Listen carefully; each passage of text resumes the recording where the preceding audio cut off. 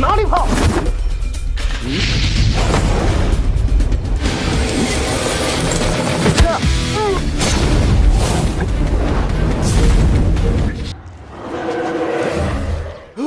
叶神，你作弊！各位，拜拜。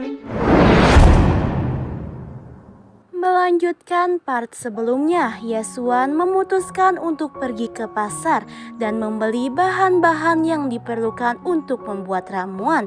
Yasuan tak menyangka pada zaman ini bahan ramuan begitu sangat murah. Setelah memborongnya, Yasuan hanya perlu satu bahan lagi, yaitu kantung empedu.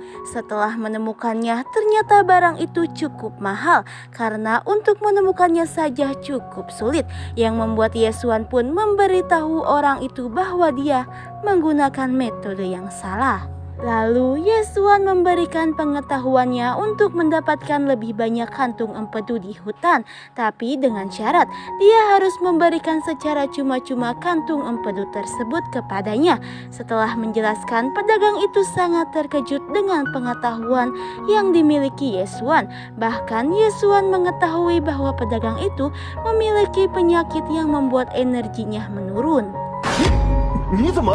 我教你个办法，熬夜、止心草。 天都还隐隐作痛，他是怎么知道的？ Setelah terkumpul semua, Yasuan pergi ke sebuah kuil di mana tempat tersebut merupakan tempat untuk membuat ramuan sihir. Setelah sampai, Yasuan disambut oleh pelayan di sana. Pelayan itu cukup terkejut karena di usia muda sudah membuat ramuan. Setelah mengisi form dan membayar sewa ruangan, Yasuan mulai meracik bahan-bahan ramuan sihirnya. 天斗草去熬夜花彩蕊。啊，成了。 Setelah selesai, Yasuan akan memulai untuk meminum ramuan tersebut. Setelah diminum, ramuan tersebut memiliki efek yang begitu kuat, sehingga kotoran yang ada di dalam tubuhnya keluar sangat banyak. Sementara di tempat pelayan ada seorang tamu yang sangat populer namun sangat sombong.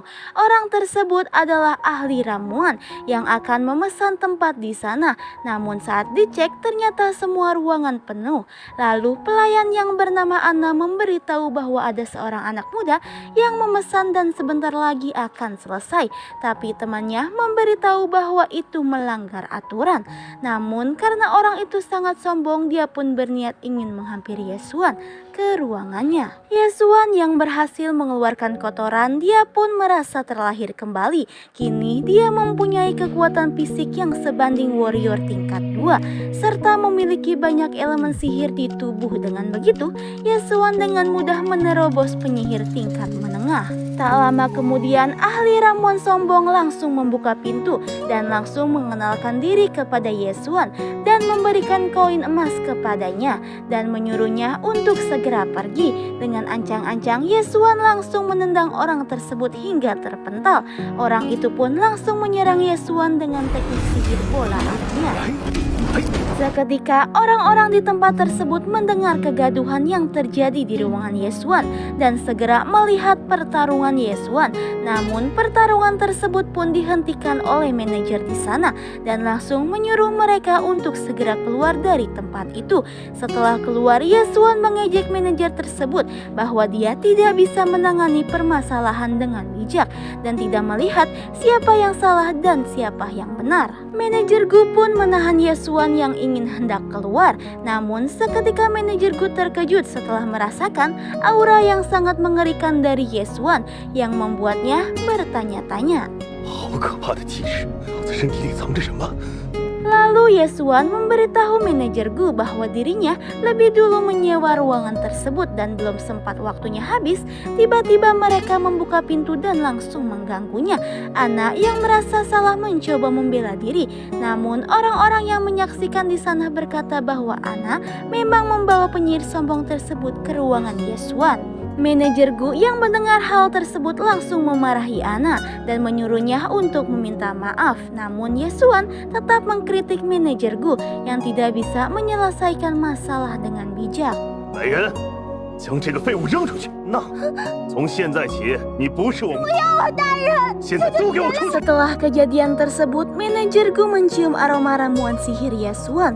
Setelah menciumnya, dia pun langsung mendatangi pelayan yang melayani Yesuan dan berkata bahwa ramuan yang dibuatnya adalah ramuan sihir kuno tingkat tinggi. Lalu, manajer Gu menyuruhnya untuk memberitahu dia jika Yesuan kembali ke guilnya. Lalu, manajer Gu mendatangi ketua guil untuk melaporkan temuannya itu. Setelah diperiksa, dia pun merasa terkejut dan langsung meminta penjelasan dari manajernya itu. Kemudian mereka berlari ke ruangan di mana Yesuan membuat ramuan. 这是哪来的？会长，这边。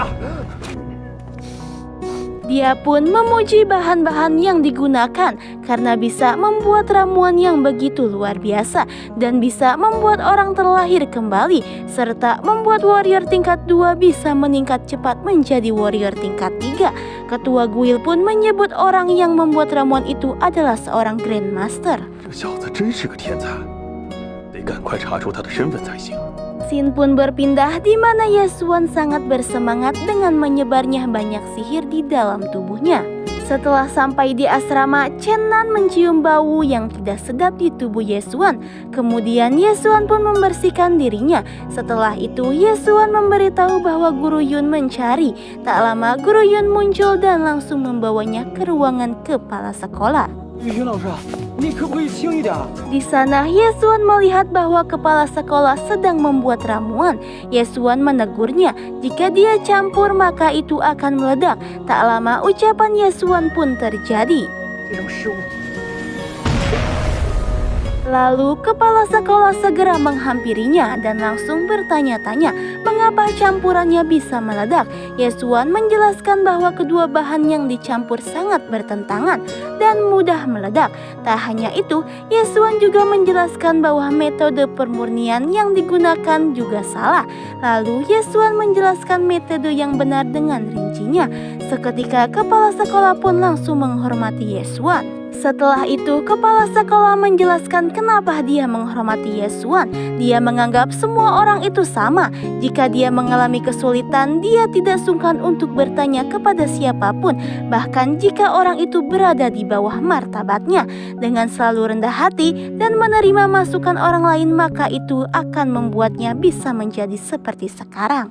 Kemudian Yesuan pun kembali ke kamarnya dan memilih untuk tidak tidur. Dia pun memanfaatkan waktu untuk menyerap energi sihir dan mengalirkannya ke dalam tubuh.